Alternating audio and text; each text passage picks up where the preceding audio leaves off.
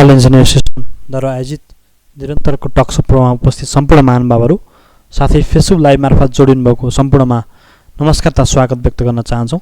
सदा चाहिँ आज पनि हाम्रो निरन्तरको टकसो प्रोग्राममा हामी उपस्थित भइसकेका छौँ। आजको हाम्रो मुख्य प्रस्तोता हुनुहुन्छ डाक्टर चन्द्रबहादुर श्रेष्ठ सर, जो चाहिँ चार्टर इन्जिनियर साथसाथै इन्स्टिट्युट अफ सिभिल इन्जिनियर नेपालका रिप्रेजेन्टेटिभ पनि हुनुहुन्छ र 30 वर्षभन्दा बढी लामो समय इन्फ्रास्ट्रक्चर एक्सपर्टको रूपमा काम गरिरहनु भएको छ र उहाँले विभिन्न किताबहरू प्रकाशन गर्नुको साथै पेपर प्रकाशित गर्दै आउनुभएको छ र आजको टपिक रहेको छ the institution of civil engineer and globally recognise professional qualification भन्ने टपिकमा आजको हामी प्रस्तुति राख्दैछौँ। As you may have recalled that NEA has IC, Institution of Civil Engineers UK, has very long association relationship with NEA, and in my previous tenure back in 2012 to 2016, I think, we organized huge international conference on transport system. I think that went pretty well, and also we published one international journal as well, one issue only. And after my departure from IC, Nepal's representative, back in 2014, then it didn't get continuity, and I have resumed my responsibility of representative for Nepal very recently, and now the collaboration, I am hoping that will be intensified during this period. I'm here for next 4 years. I'm really looking forward for our collaboration. Basically, today I would like to introduce Nepalese engineering audience about the membership. Why IC membership? You have been a member of Nepal Engineers Association and Nepal Engineering Council as well. What are the additional advantage of engineering ICE membership? Basically, I would like to focus on that. And what are the similarities between NEA and ICE, and what are the differences? That also I would like to highlight. Ultimately, I mean, during this process, what are the procedures? I would like to also highlight that. And then I would like to conclude with I'm concluding all procedures, whatever it will be involved. And I will be happy to respond to your questions toward the end of this session. 15 minutes is allocated for the interaction, and your query will be responded there. But then I have also given my email ID here. I would be happy to respond to you later as well. Thank you very much. And I would like to proceed my presentation. It will go approximately 45 minutes, may end around 40 minutes, or even may go 2-3 minutes here and there. IC membership or global standard professional qualification. Before starting presentation, I would like to be clear that IC, there are certain similarities between NEA and IC, but there are also differences between. That has to be clarified on at the outset. The similarities are IC is the United Kingdom's, UK's Engineers Association. But the difference is IC is delegated a lot of authorities, membership authorities from UK's Engineering Council to ICE, which is not the case here. IC enjoys all this selection process, all examination process, this membership, allocation, licensing, engineering licenses are recommended by ICE, but approved by Engineering Council. All these administrative professions are conducted. The formalities are performed by IC. So IC's credential is pretty high. That is first. The second is IC is one of the promoters of Washington Accord. I don't know whether you are familiar with Washington Accord. Washington Accord and Sydney Accord. There are two accords in the engineering field which govern engineering profession all around the world. And they set a standard. What does it really mean by being engineer, and what are the qualifications they really require? Those are the international conventions, and IC is the promoter of both of those international accords, whereas Nepal has not been so far the signatory of that accord. And then our effort, IC's effort in Nepal, how we enable Nepal as well to bring into that, into that forum. That is quite challenging, because I would like to just inform that even India and China are on the waiting list for as signatory of International Washington Accord. That's why we must have to make progress towards that. That is the context which I wanted to make at the outset. In terms of agenda, I have around 5 agendas to discuss today. The first is I would like to introduce IC, what it is all about. And the next is why you should have IC membership, professional qualifications and benefits. Next is routes to membership with IC. And next is continuing CPD, continuing professional development. And at the end, we will have Q&A. Institution of Civil Engineers, UK, is the oldest civil engineering. The terminology as such, civil engineer, was propounded by UK actually. Before there was no standard terminology about this, and then they coined it, civil engineer. Before they used to have military engineer, but later on they advocated for civil engineer, they established. So it is 1818. It is long time back. It is 2000. We have, it has long time, many, years have gone by, and we have 95,000 members all across the world, 150 countries. It is huge, vast, organization in this globe. And this is internationally recognized global membership organization, because the IC is the promoter of Washington Accord as well as Sydney Accord. That's why if you have membership in this IC, then it is not necessary for you to have membership of USA or Australia, wherever you go, all across 150 countries. And there are certain exceptions, and Nepal has been exception so far. And then, as I mentioned earlier, how can we bring Nepal up to that standard is our challenge that we have to work with that. And IC promotes civil engineering around the world. It is global responsibility. It has taken global responsibility to promote engineering education, engineering competence around the world. And we are the center of civil engineering knowledge. IC at least claims that it is center. It is epicenter of civil engineering knowledge, and it has been maintaining that standard credential until now. And as I mentioned earlier, we are licensed by UK Engineering Council to assess all civil engineers for professional registration. So it is different. The difference between Nepal Engineers Association and IC is IC administers all membership administration procedure, the licensing procedure. It administers all, and UK's Engineering Council approves it.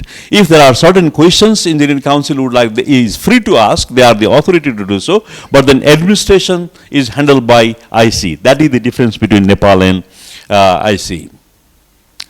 And what we do actually, what IC does, there are 4 fundamental area of activities that IC does. First of all, it is qualification. Through membership, it allows qualification to the civil engineers, to the engineers, and it also shares knowledge all across the world, and it provides professional services. And it also a voice of infrastructure. Professional services, like yesterday there was one international meeting, a virtual meeting, and the discussion was how to strategize infrastructure so that the infrastructure become useful for the society. And how can we make the infrastructure so as that the growth can be promoted as fast as possible. So that, this type of discussion forum, and they are going to kick off that and Nepal also can be part of it if it wants. So that, but then the policymakers, Nepal's infrastructure ministries should show interest there. So this type of professional services it delivers. And in addition to that, voice of infrastructure. And I am member of International Resilience Infrastructure Initiative. This is the infrastructure initiative which is jointly launched by the American ASCE, American Association of Civil Engineers. Similarly, there are also a number of different organizations. And what does it mean? And then how to initiate or promote resilient infrastructure all across the globe, and how can we structure aid architecture of the international community, and also individual in the individual country, how to promote those voices for infrastructure so that they are demand based, they are resilient particularly in the context of our climate change right now. And there are board membership base. We have transport system, people from the transport system. There are people are incorporated in as member, as well as public health services in terms of structures, geotechnical projects, and energy. And they also are from different spectrum of the societies. They are contractors, some of them are consultants, and some of them are clients. It means any profession, the difference between, another difference between NEA and ICE is only civil engineer. It does not deal with others. But then the NEA deals with all sectors of engineers. That is another difference. So in terms of clients, all civil engineers, wherever they are involved, can be part and parcel of this global initiative. What does ICE offer? ICE offer a number of different areas to the membership, for the betterment of its members. One is professional qualifications. Professional qualification as such is recognized in such a way that it is, if you are a member of, ICE, for example, I am a member of ICE, I am eligible to work anywhere in this world. Actually, USA, UK, obviously, all signatories of Washington Accord, all member countries of the Washington Accord. In those countries, the engineer who has a license of ICE license can have membership there, can practice engineering profession. And ICE also supports career in terms of through networking. It has vast network all across the globe. That's why 95,000 members actually. So this career support, also consultation. It enables contact with various engineers. And also consultation, counseling, it also provides. That's how the career support takes place. And networking, it offers also networking. In Nepal, we don't have much membership base so far. We don't have much membership base so far. But then in India, there are, thousands of engineers in India. Similarly, Sri Lanka, they have thousands of engineers.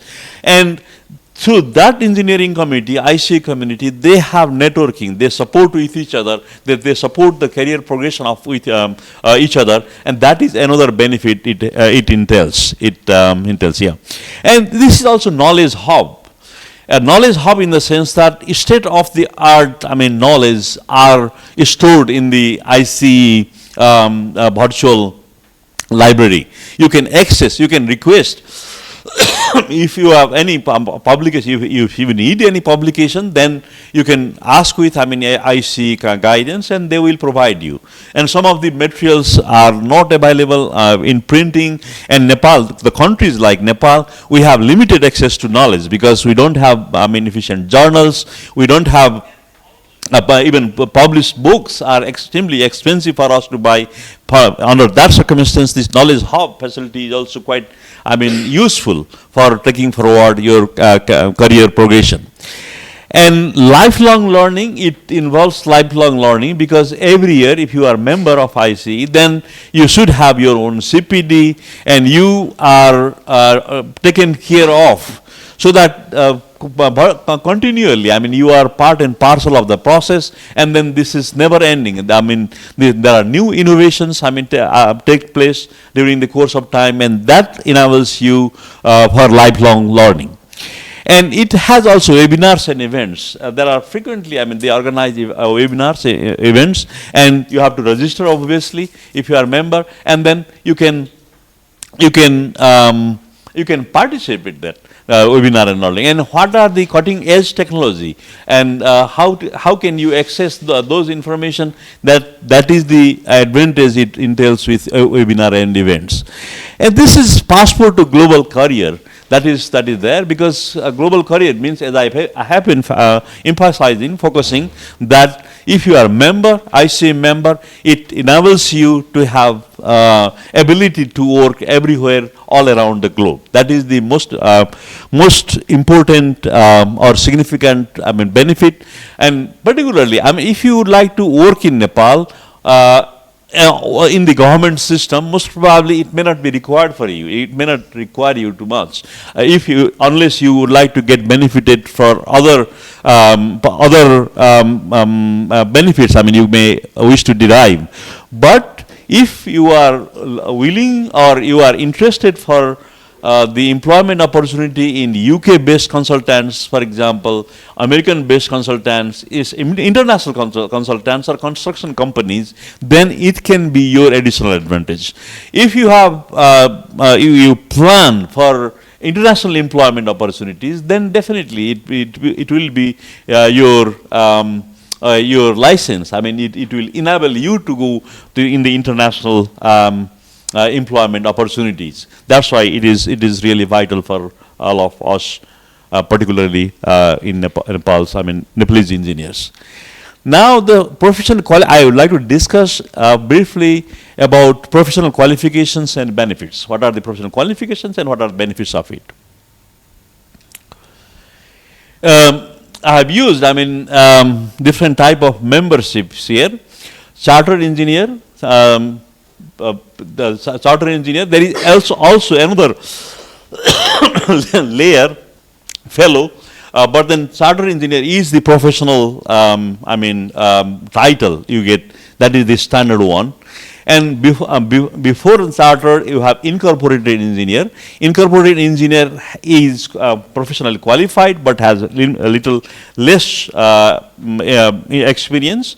And you have engineering technician. This is another difference between Nepalese, I mean, system and then British system.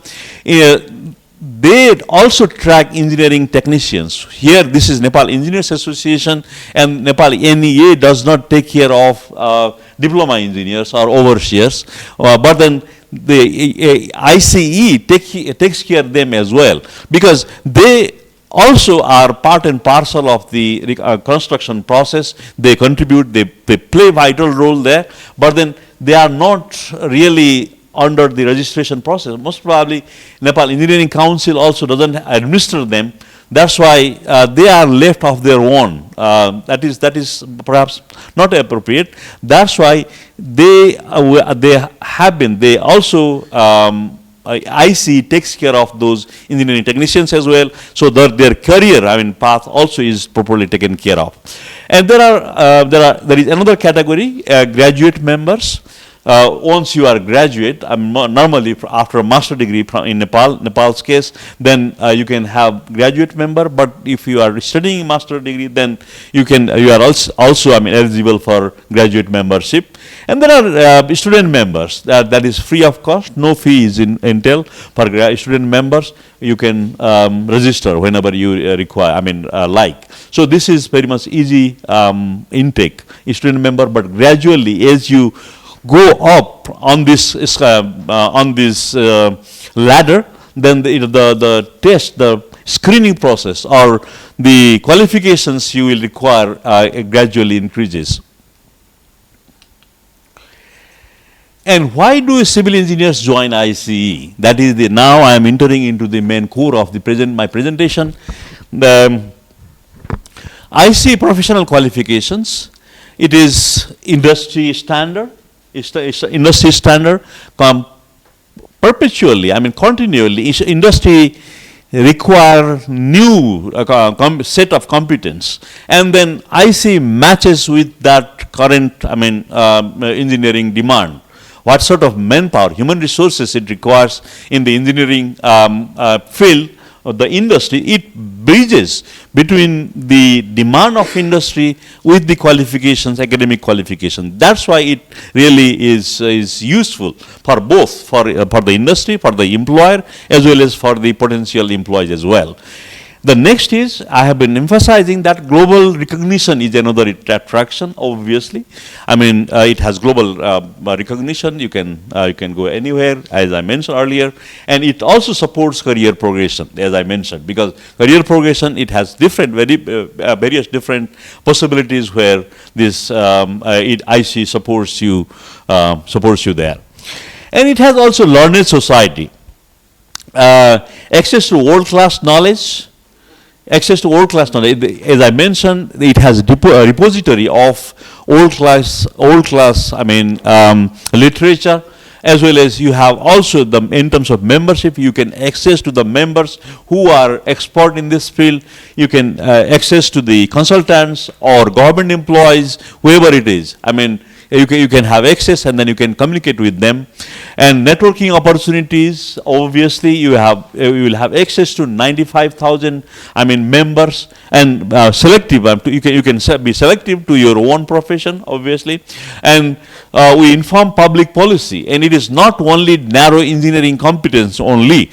The difference between may not be difference actually, because it is not only engineering competence you require. It is also you need broader skill set in order to become useful for the society, because engineering infrastructure are the means for the welfare of human being. They are not end of its own right. They are means. And then how can you become relevant? Your knowledge become relevant in the for the broader human welfare. That it links, it bridges that gap. And this is a bit repetition. What are benefits of professional qualification? The first is improved career prospect.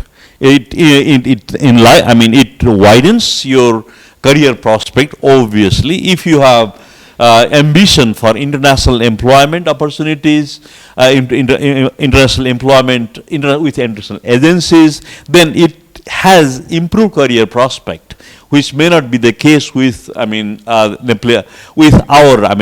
indigenous licensing system. For going abroad, maybe international employment opportunity, it will widen, it will further help, it will contribute. And higher learning potential, it will have higher learning potential, because you will, as I have been mentioning, you will have access to the knowledge, base knowledge through IC's repository, and it will be really helpful for you to have access to that, and that is the higher education potential. Evidence and of professional attitude. It is something like symbol that IC membership. If you have IC membership, then it symbolizes that you are up to certain level, because the standard, you have to undergo through it. You have to get through that, and then because of you go through that rigorous process, and if you are professional in this field, then it is one evidence, it is proof of its own right that you have certain professional attitude you have. Enhanced status, you have enhanced status perhaps actually, and then international recognition and evidence of expertise. They are in one or way or other are interrelated with each other. The next, agenda, I will highlight on routes to membership with IC.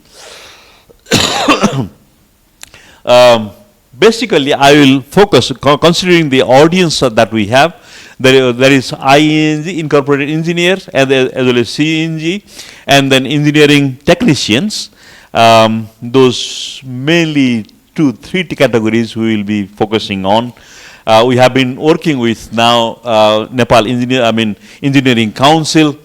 How can we also make compatible with IC charter engineer with the professional engineer? They have already started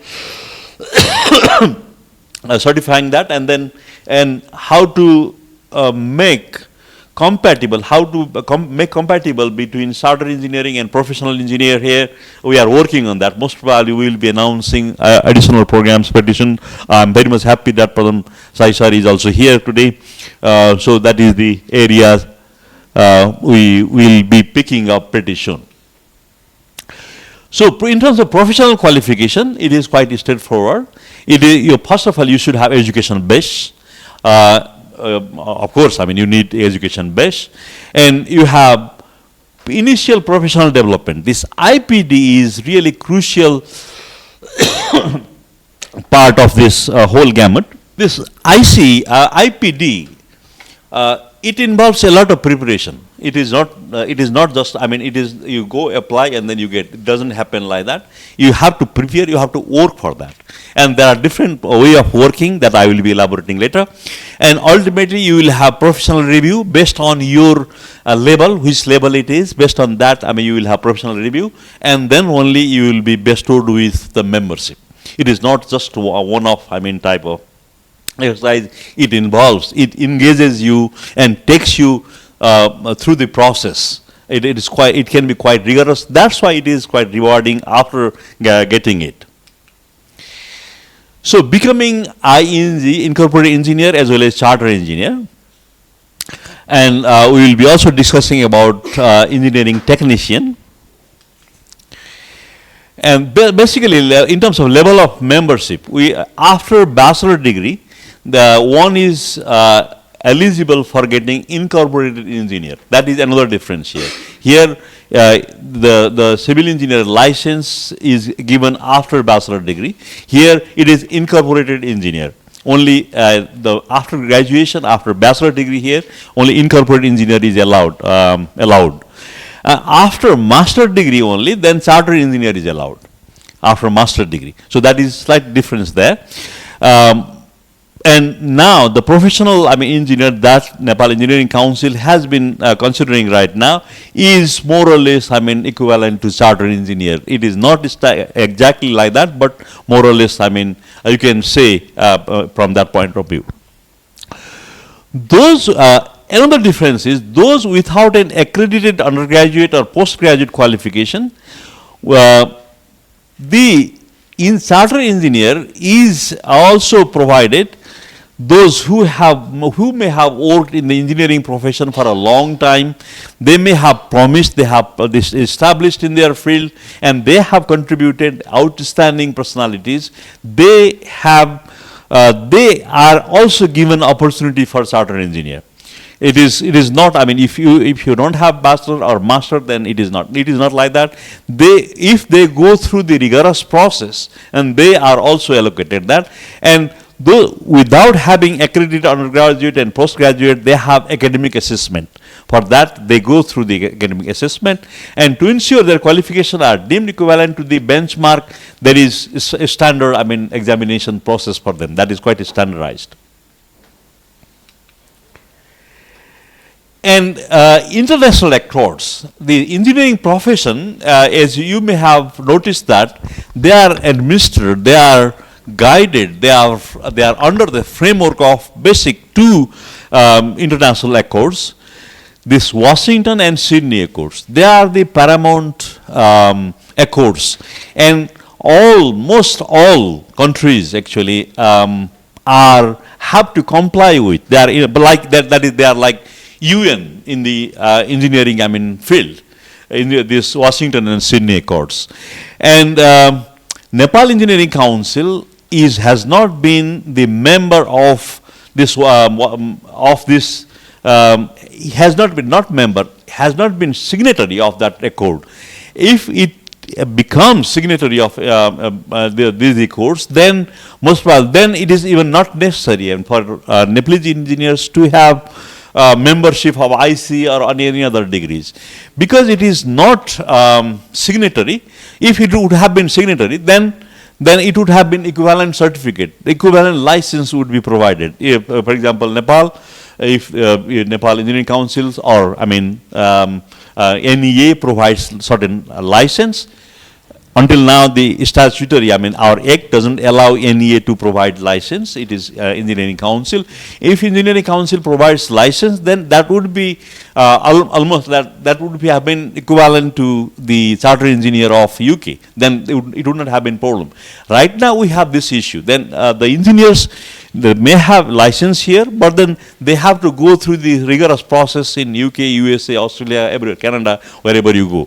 So this is very, very much important. And now we are also discussing during my tenure next year, 3 or 4 years, how can we progress towards being signatory of this Washington and Sydney Accord? How can we enable Nepal Engineering Council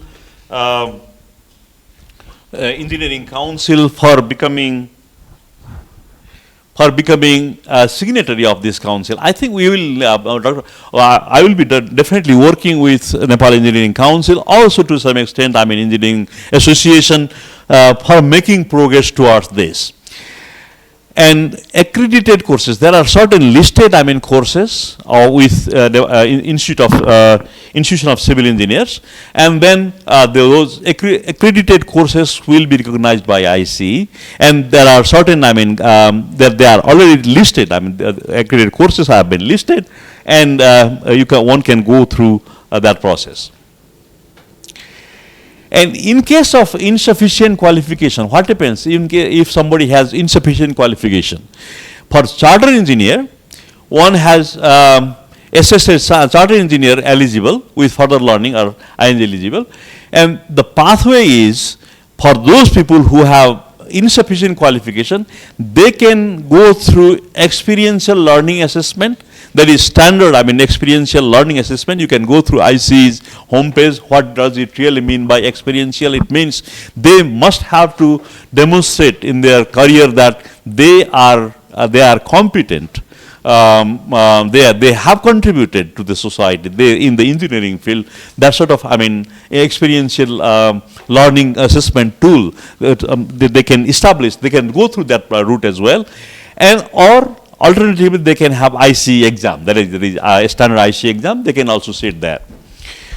And another, for incorporated engineer, there are also those engineers, the degree, who have master degree, but then if they have not adequate, competence, level of competence, then also they can go through experiential learning for ING.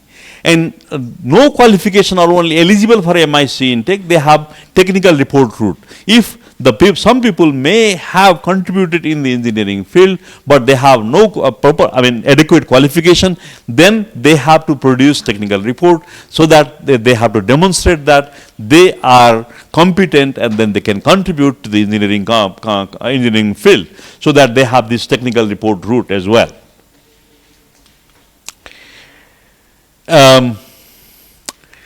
It is, I think it is repeated here. Yeah. Here, education training review. This is the standard route which I mentioned earlier. And the crux of the gamut, the whole thing is, you need 7 different competencies in order to become chartered engineer or incorporated engineer, or even lower status of engineering qualifications. You must have to have 7 competencies. You have to go through 7. It is all same for everybody, for all category. It is understanding and practical application of engineering. Understanding and practical application. What does it really mean? Whether you can use your technical competence in your field or not. That is number one. And what does that mean? I will elaborate a bit later, detail later. But this is one area of competence. And next area of competence is, it is not engineering knowledge, theories enough, but engineers also need to manage, and then they need to have leadership, which is largely absent in our course curriculum here. in most of the South Asian countries, this management and leadership. They must have to have this competence, otherwise they can't demonstrate, they can't deliver in the real field. So that management and leadership competence they should have. The third competence is commercial ability.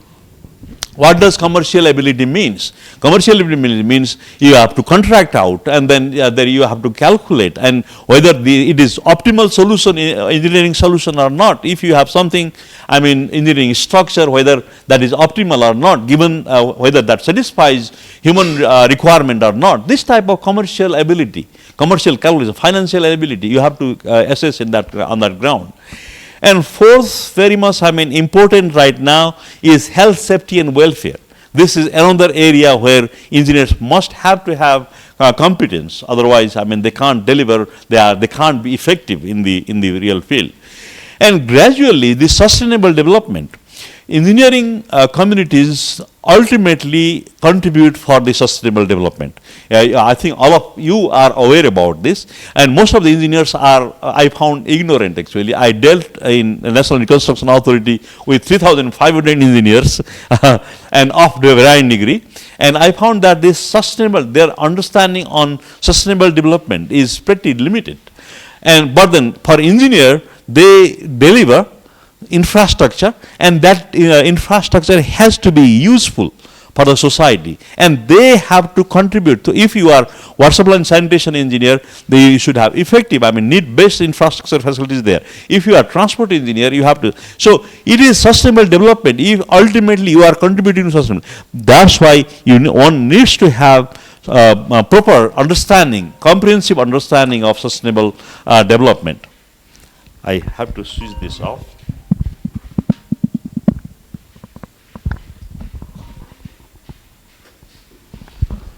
Sustainable development. And the next sixth competence is interpersonal skill and communication. This is another caveat. Normally I found in the engineering community that the communication skill, they lack communication skill, and then particularly their communication with other discipline, it is pretty much limited, because they can't convince that why particular type of approach is better than other type of approach, because you have to argue, you have to discuss, you have to present your ideas, and if one doesn't have interpersonal skill and communication skill, then one can't make stride on the professional ladder. That's why this competence is also very much important, also vital actually. And professional commitment, another area of competence is professional commitment.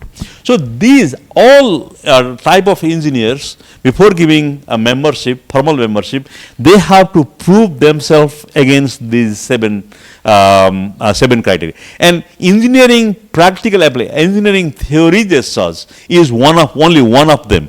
Other six additional competences you need to get through. You need to have command, and then only you are eligible to give. And under professional, right now we are working that professional engineer, which is now considered by Nepal Engineering Council, and how many areas of competence we need to consider there. We will try to make compatibility with around this chartered engineer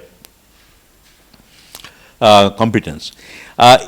I don't want to go through all details here. It is available on the home page. Attribute group, for example, this is just for the detailing out what is understanding and practical application of engineering. There are 7-8 different indicators. Similarly, management and leadership, there are different indicators.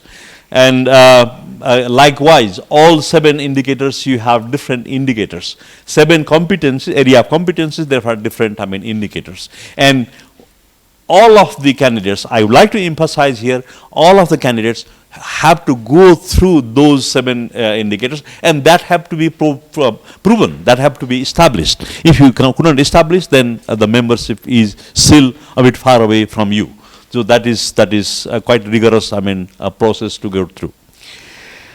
And for IPD, this initial professional IPD, the initial preparatory activities, there are 3 options. First option is career appraisal for experienced engineers can already demonstrate appropriate. The career appraisal. You can have career appraisal for experienced engineer if you are you have been working. In this field, and you can have IPD based on your experience. You can proceed through. And normally, it is mentor-supported training. For example, myself, I went through this mentor-supported training because my line manager, when I was working for DFID, that time I had a mentor. My line manager, he mentored me, and then it was a bit relatively easier for me because he was a chartered engineer, civil engineer from UK, British, and then he mentored me during 2 years or so, and then he prepared me for accessing, for competing, for going through all these qualifications. That is another way. If somebody has this privilege, if you have some mentor which is very close to you, then this can be another option. And employer supported training agreement. There are certain cases. For example, in DFID, I had some sort of agreement. It was not that formal agreement, but DFID provided me that opportunity that they allocated certain time for me for the preparation, and then they also provided some resources. That's why it was quite relatively easier for me to get access. It may not be, that sort of privilege, everybody may not have that privilege. Then we need to find some alternative solutions for other engineers actually who are slightly different working environment. And this is mentor-supported training. Mentor-supported training, development of competence measured against 7 attributes. The mentor actually keeps you giving feedback. He keeps on giving feedback about development of competence. 7, where are you? Where do you need to make progress? How can you make progress? Because mentor is knowledgeable person, and then he can guide you. Working with an IC approved mentor, and sometime from my experience is I had mentor in Nepal, but then I was seconded to New Delhi for some time with working with IC, another mentor in totally different environment. What does it really mean? For getting, I got that opportunity. I went to India and also worked under another person, IC engineer. And the mentor assesses the approved trainee's competence against evidence submitted. So mentor scrutinizes all credentials of mentee or trainee, and then he gives advice. Mentor and ISC use online system. They can also do that. Right now, for professional engineer, we are considering that. Dr. Sai and myself, we are considering that Indian mentors. We will be liaising with Indian mentors with Nepal's, potential aspirant for professional engineer, and then they can guide you over the process. And sometime they will come, but over the period of time, similar case, if IC chartered engineer, if you would like to apply, then also it can go through that virtual, because there are pretty limited professional, chartered engineer in this country right now. For that, we need to organize that one. Once the training has demonstrated competence against all attributes, they are ready to proceed. Once the mentor is happy with all of your competences, then only then you are eligible, or you are ready for the professional review. So it involves quite a rigorous task work from the person who aspires for this membership. So this is the process one can go through, and I personally can also guide. If there are some people who aspire for IC chartered engineer or incorporated engineer, and also I can mobilize other IC members who are in this country. There are few, but I can request them, or alternatively I can relate them to Indian chartered engineers who can volunteer. It is volunteer task actually. And if necessary, if there is some willingness from the Britain, UK or other countries, we can also link with them as well for being your mentor if you are interested there. And this is initial professional development online. This is online, which is available on IC homepage.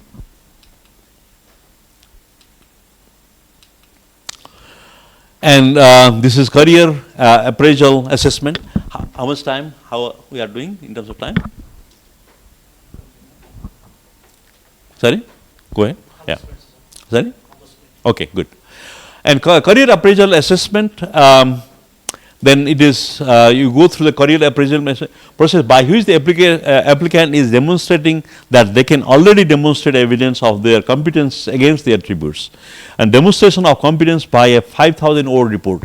This 5,000 word report is quite crucial actually. In this 5,000 word report, then you demonstrate that how you contributed in engineering profession, what changes you brought, what are the changes you brought, you introduced in the engineering field. One has to demonstrate that. It is not rocket science in that sense. You can be the construction engineer in from the side of contractor perhaps, and then what work efficiency you deliver. Was there any work efficiency, or if you are a consultant, employee engineer working for a consultant, so how efficiently you design the infrastructure. Similarly, if you are government employee, then there are different attributes. This 5,000 word report is really crucial. This I again emphasize that this is crucial, and it is not. Obviously, plagiarism is not allowed, and then if you are found, one is found against plagiarism, then there are consequences, severe consequences. This is quite crucial, and one has to really prepare for that. And what do you need to produce? Career appraisal application form, obviously career application form is required. Certified copy of academic qualifications. Continuing CPD records, you should have CPD records. And your CV, 2-page CV. And report to demonstrate your experience and achievement of the attributes. Against attributes, you should produce one report. And relevant evidence to demonstrate achievement of the attributes, and fee. So these are the documents and requirements you need to produce. And a report as described in the guidance, use 5,000 words, that is one, a means to demonstrate the attributes, a professional layout with table of content, 1 or 2 projects in which you have played a major part. That is crucial actually, 1 or 2 projects with your design, and then all details they would be interested to see. Describe your role in development and management of the project, and use appendices for evidence. These are the details, actually report what you are expected to submit. And you have regular online workshop. There are, if you are interested, then there are regular workshop. You can participate in those member support workshop. It is the first, the objective of this meeting today is to make you aware that, about IC, that is the first. But if some of you would be interested to go through the process, there are also workshop you can participate, and then most of all we can benefit of that. And there are application dates for 2023.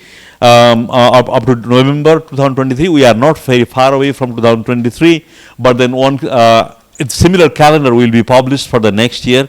Sometimes they publish in December, and then you can plan for next year or so. The preliminary activities can be done now, but then sometime next year you can think of. And professional qualification. So I have been presenting this diagram times and again. Education based, IPD, professional review membership, and for chartered engineer, normal expectation is 5 to 7 years of experience after a master's degree. So that is the normal expectation, 5 to 7 years. For incorporated engineer, the expectation is 3 to 5 years. That is another IPD. So that is the requirement.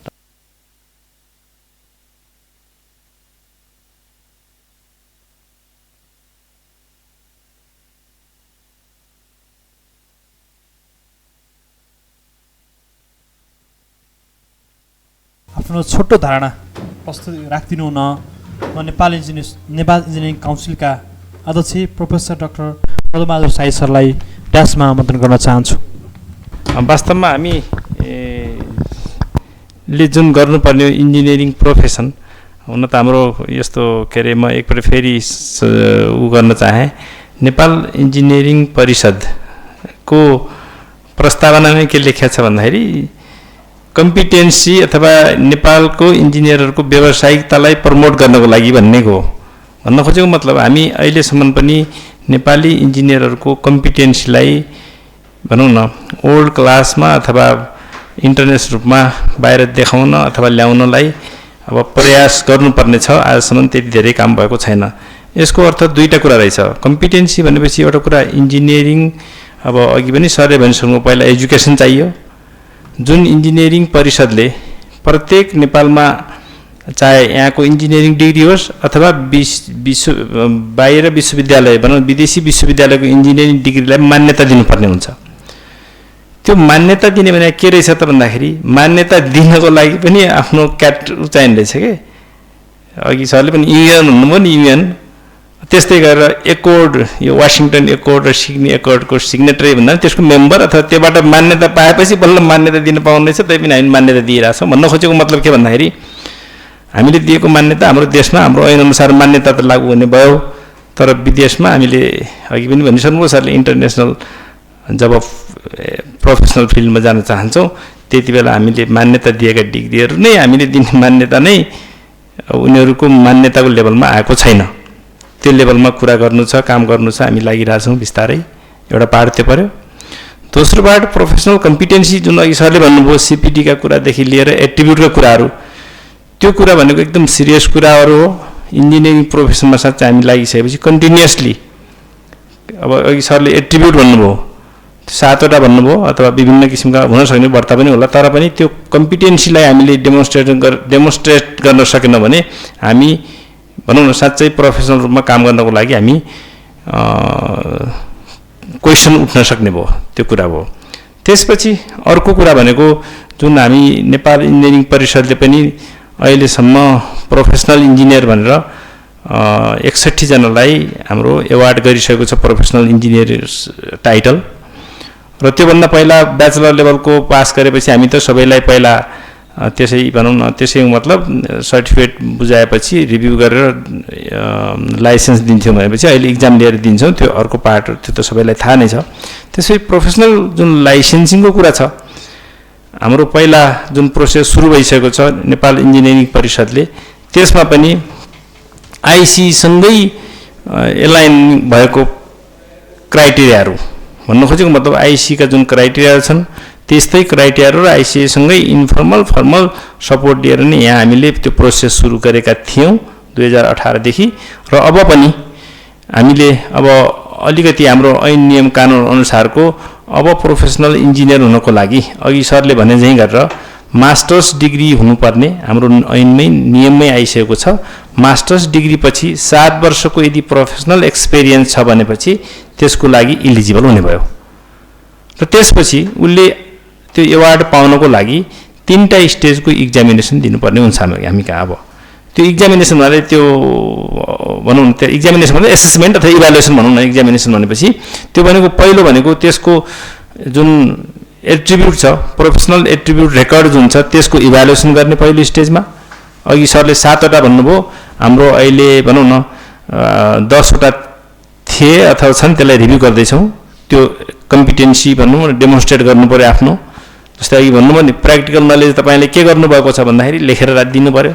अघि जस्तै अब sustainable development गोल हुनसक्छ, safety health and अर्को कुरा हुनसक्छ, त्यस्ता किसिमका क्राइटेरियाको एगेन्स्टमा हामीले आफ्नो कम्पिटेन्सीलाई देखाउनु पऱ्यो। त्यो देखाएर इभ्यालुएसन भएर ठिक छ कम्पिटेन्ट छ भन्ने कुरा त्यो रिभ्यू प्यानलले देखाएपछि अनि त्यसपछि रिटर्न इक्जाम भन्ने हाम्रो छ। फेरि प्रोफेसनल अहिले पहिला थिएन, अबदेखिकोमा रिटर्न इक्जाम भन्ने हुन्छ। त्यो रिटर्न इक्जाम भनेको के भन्दाखेरि essay type of written exam.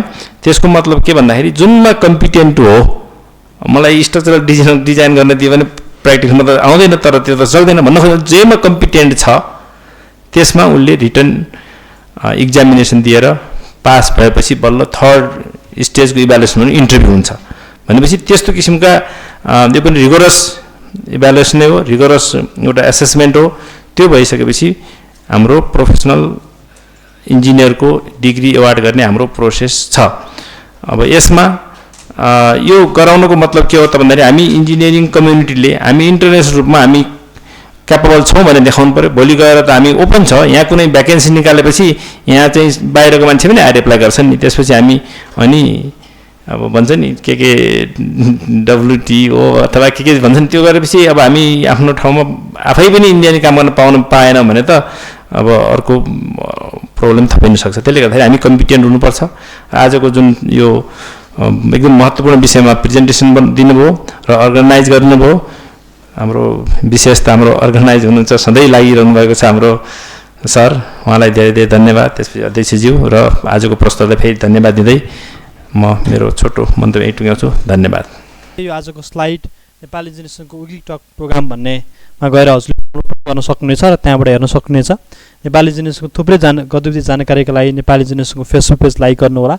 हामीले नेपाल इन्जिनियर्स एसोसिएसनले हाम्रो मेम्बरको अध्यावधिकको निम्ति हाम्रो इन्जिनियर्स एसोसिएसनमा 40,000 भन्दा बढी मेम्बर हुनुहुन्छ। उहाँहरूको डाटाबेस वेल डाटाबेस नभएको कारणले गर्दा फोन नम्बर, इमेल एड्रेस थुप्रै चिजहरू मिसिङ भइरहेको छ र जसले गर्दा हामीले यस्ता यस्ता प्रोग्रामहरूको इन्फर्मेसन पुऱ्याउन पनि सकेका छैनौँ र थुप्रै गतिविधिहरू र साथसाथै भोटिङसम्म पनि हामीले व्यवस्थित रूपमा गर्न नसकेको कारणले गर्दा यो व्यवस्थित गर्नको निम्ति हामीले कार्यक्रम सञ्चालन गरेका छौँ। त्यसका लागि सबैजनाले आफ्नो ठाउँबाट त्यसमा सहयोग गर्न अनुरोध गर्दै आजको कार्यक्रममा अनलाइनमा मार्फत 60जनाभन्दा बढीले हेर्नुभएको थियो। साथसाथै फिजिकली प्रेजेन्ट हुने सम्पूर्णमा धन्यवाद र आफ्नो यस कार्यक्रममा छोटो धारणा राख्दै कार्यक्रम समापन गर्नुहुँदै म पनि यस कार्यक्रमबाट बिदा हुन चाहन्छु र छोटोमा आफ्नो धारणा राखिदिनु न नेपाल इन्जिनियर्सका अध्यक्ष यस कार्यक्रमका सभाध्यक्ष डाक्टर हरिबहादुर दलाम सरलाई अनुरोध गर्दै म बिदा हुन चाहन्छु। हस्, धेरै धेरै धन्यवाद। अहिलेको मार्केट ग्लोबल मार्केट हो। बाहिरको प्रोफेसनल नेपालमा आउन सक्छ र नेपालको एउटा प्रोफेसनल विदेशमा गएर काम गर्न सक्छ। यस बिचमा पनि नेपालले गर्नुपर्ने काम, नेपालका विभिन्न एक्रिडिटेसनमा, गुणस्तरमा, इक्विभ्यालेन्समा लागेका संस्थाहरूले गर्नुपर्ने काम र हामीहरू चाहिँ इन्जिनियरको हक हितको संरक्षण, पेसागत मर्यादाको अभिवृद्धिको लागि लडिरहेका संस्थाहरूको पछिल्लो समयमा मलाई अलिकति केही भूमिकाहरू आवश्यक भयो जस्तो लाग्छ। विशेष गरी यो एक्रिडिटेसनको कुरा छ, यहाँ सरले केही कुराहरू चाहिँ राख्नुभयो। Washington accord, Sydney accord, engineering mobility forum, यो जुन चाहिँ ओल्डमा काम गर्नको लागि यो प्रोफेसनल एक्रेडिटेसनमा काम गरिरहेका संस्थाहरू छन् र हामीहरूले छिमेकी देशहरू हेर्ने हो भने इन्डिया, बङ्गलादेश, उनीहरूको यी विभिन्न एकर्डहरूमा यो इन्टरनेसनल्ली रिकग्नाइज्ड प्रोफेसनल अर्गनाइजेसनमा काम गर्नलाई उनीहरू चाहिँ रजिस्टर छन्। उनीहरूले त्यसमा धेरै दुःख गर्न पर्दैन। तर नेपालबाट गएका, नेपालका एकाडेमिक इन्स्टिट्युसनबाट गएका हाम्रा प्रोफेसनलहरू साथीहरूले बाहिर गएर आफ्नो बलबुताले काम गर्न परिरहेको अवस्था छ र त्यसको लागि सपोज मानौँ हामीले चाहिँ प्रोफेसनल इन्जिनियरिङ भनेर नेपाल इन्जिनियरिङ काउन्सिलले गर्यो र एक लेभलको दस्तावेज तयार गर्यो, गुणस्तर पनि गर्यो नेपाली कन्टेस्टमा। तर इन्टरनेसनल कन्टेस्टमा एक्रिडिटेसनको लागि फेरि लड्नु पर्यो। जो प्रोफेसनल इन्जिनियर भएर नेपालमा एक्रेडिटेड छ उनीहरू चाहिँ विभिन्न वासिङटन एकर्ड होस् अथवा सिडनी एकर्ड लगायत विभिन्न ठाउँमा जाँदै गर्दाखेरि उसलाई रिकग्नाइज हुनु पर्यो। त्यसको लागि एक्रेडिटेसन, गुणस्तर, इक्विभ्यालेन्सको लागि लडिरहेको इन्जिनियरिङ काउन्सिलको भूमिका र सँगसँगै नेपाल इन्जिनियर एसोसिएसनको भूमिका र त्यस्तै गरेर चाहिँ आइएसी लगायत विभिन्न प्रोफेसनल अर्गनाइजेसनको लागि लडिरहनुभएका सबैको भूमिका म देख्छु। हामीहरू विदेशतिरका साथीहरूसँग कुरा गर्दै गर्दा अथवा विदेशमा जाँदै गर्दाखेरि कि एक्रेडिटेसनका कुराहरू नेपालबाट लड्नुपर्ने, नेपालबाट यी विभिन्न एकर्डहरू हैन इन्टरनेसनल रिकग्निसनको लागि चाहिँ जुन पहल गर्नुपर्ने हो अलिकति पुग्न सकिरहेको छैन कि भन्ने खाले कुरो फिडब्याक आइरहेको छ र यसको लागि स्टेपका कुराहरू सँगसँगै कोअर्डिनेसन, कोअपरेसनका कुराहरू हामीहरू चाहिँ छलफल गरेर अगाडि बढ्ने नै छौँ र यसको लागि आइसियुमा रहनुभएका सरहरू, त्यस्तै गरेर इन्जिनियरिङ परिषदमा रहनुभएका हाम्रा पदाधिकारीज्यूहरू त्यस्तै गरेर विभिन्न स्टेक होल्डरहरू यसको एक्सपर्टहरू सबै सँगसँगै मिलेर अगाडि जानुपर्ने आवश्यक छ। यो हामीहरूले हेर्दै गर्दाखेरि जो साथीहरू यसमा लागिराख्नु भएको छ, काम गरिराख्नु भएको छ, जो साथीहरू विदेशमा काम गरिराख्नु भएको छ, जो साथीहरू विदेशमा फर्स्ट टाइममा गएर काम गर्दै हुनुहुन्छ र यहाँ प्रोफेसनल भएर पनि विदेशमा चाहिँ जुन अपर्च्युनिटीहरू चाहिँ जुन ग्र्याब गर्न सक्ने पोसिबिलिटिजहरू छन् त्यसमा हामीहरूले चाहिँ अलिकति लस गरिरहेका छौँ। यसको लागि मुख्य काम भनेको हामीहरूले इन्टरनेसनल मार्केट कसरी बढिरहेको छ त्यसको लागि हामीले फलोअप र हामीहरूले चाहिँ विभिन्न दस्तावेज कुराहरू दर्ज गर्न हामीले चाहिँ सकिरहेका छैनौँ। यसको लागि आगामी दिनमा हामीहरू चाहिँ एउटा कोअर्डिनेटेड वेमा कोअपरेटिभ वेमा हामीहरू चाहिँ अगाडि बढ्नेछौँ। र अघि पुनः म फेरि सरजीले भनेको कुरालाई चाहिँ दोहोऱ्याएँ। नेपाल इन्जिनियर्स एसोसिएसनका सम्पूर्ण सदस्यहरूको डेटालाई अद्यावधि गर्ने काम हामीहरूले केन्द्रदेखि प्रदेशसम्म गरिरहेका छौँ। सम्पूर्ण इन्जिनियर साथीहरूलाई डाटा अद्यावधि गरिदिनु हुनको लागि पनि म हार्दिक अनुरोध गर्दछु। यसले हामीहरूको आगामी इलेक्सन भोटिङमा जाने लगायत इन्जिनियरिङ प्रोफेसनमा हामीले के कस्ता आइटीको प्रयोग गर्न सक्छौँ त्यसको लागि चाहिँ त्यो वे आउट हो। अन्त्यमा आजको यस टक प्रोग्राममा आफ्नो महत्त्वपूर्ण कुरा राख्नुभएकोमा आजका प्रस्तुता सरलाई हार्दिक धन्यवाद। सँगै यो महत्त्वपूर्ण विषयमा आएर आफ्ना केही कुराहरू सहित चिन्तन मन्थन र आफ्नो वे आउटको लागि केही धारणा पनि बनाउन अलिकति अवसरको रूपमा प्राप्त भयो होला जस्तो लाग्छ मलाई। हाम्रो इन्जिनियरिङ परिषदका अध्यक्ष सरलाई पनि हार्दिक धन्यवाद ज्ञापन गर्दछु र यस हलमा उपस्थित सम्पूर्ण सरहरू, म्याडमहरू, साथीहरूलाई पनि हार्दिक धन्यवाद तथा आभार व्यक्त गर्दछु। फेसबुकबाट जोड्नुभएका सम्पूर्ण साथीहरूलाई पनि हार्दिक धन्यवाद तथा आभार व्यक्त गर्दछु।